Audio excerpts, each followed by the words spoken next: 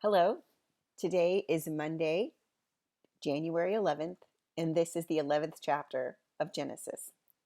In the 11th chapter of Genesis, we have the narrative of the Tower of Babel.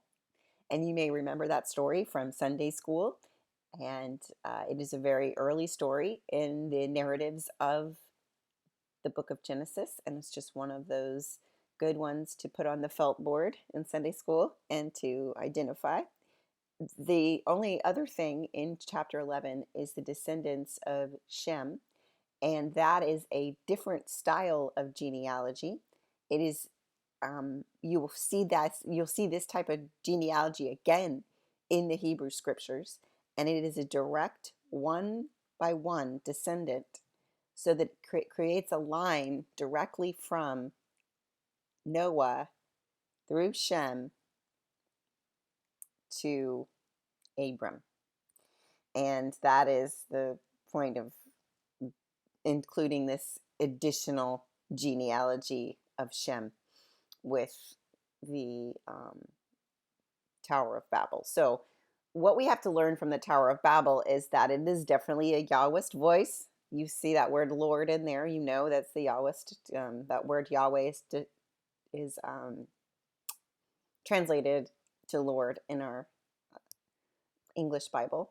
And so, the point of the Tower of Babel is to explain why people come from different lands and have different languages.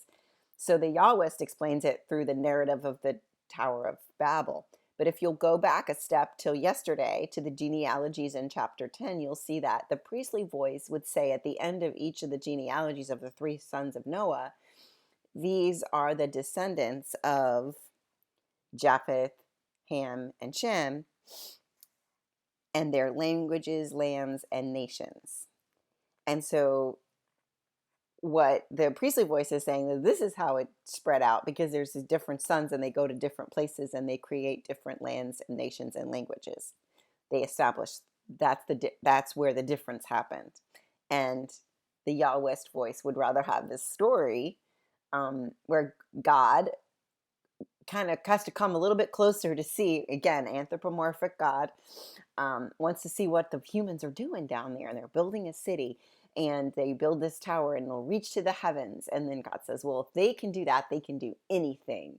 So I'm going to knock their tower down and make sure they can't speak to each other and communicate and break up their communications so that they can't be as great as I am. So same emphasis of the tree of knowledge. You'll see that's the Yahwist voice. That's the Yahwist creation narrative. At this idea that humankind wants to not just be in relationship with God, but be God.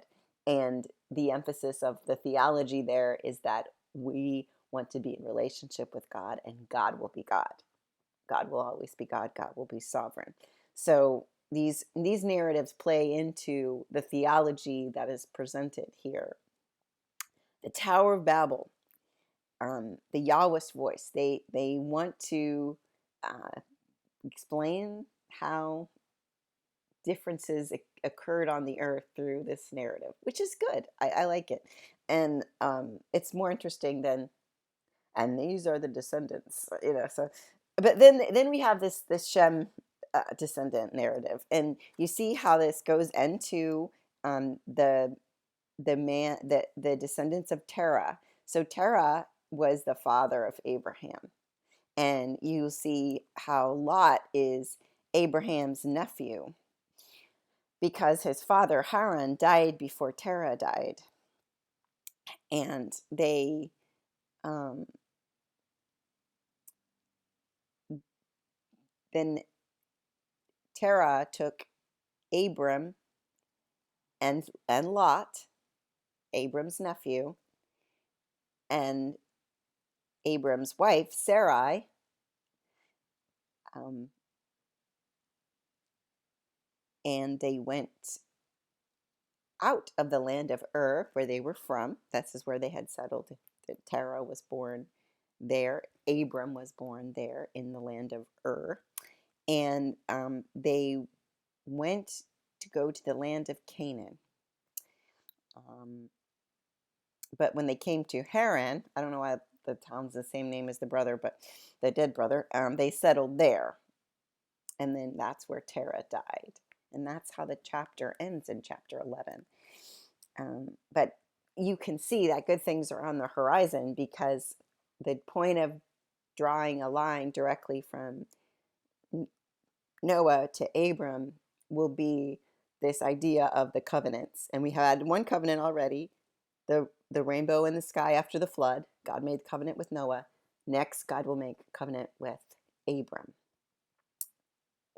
and then his name will change to Abraham. But this is coming. So this is the stories and narratives we will see in the next week, and get to dive into the story of Abraham and Sarah, who are now called Abram and Sarai. Their names will change later. So have a wonderful day. God bless you.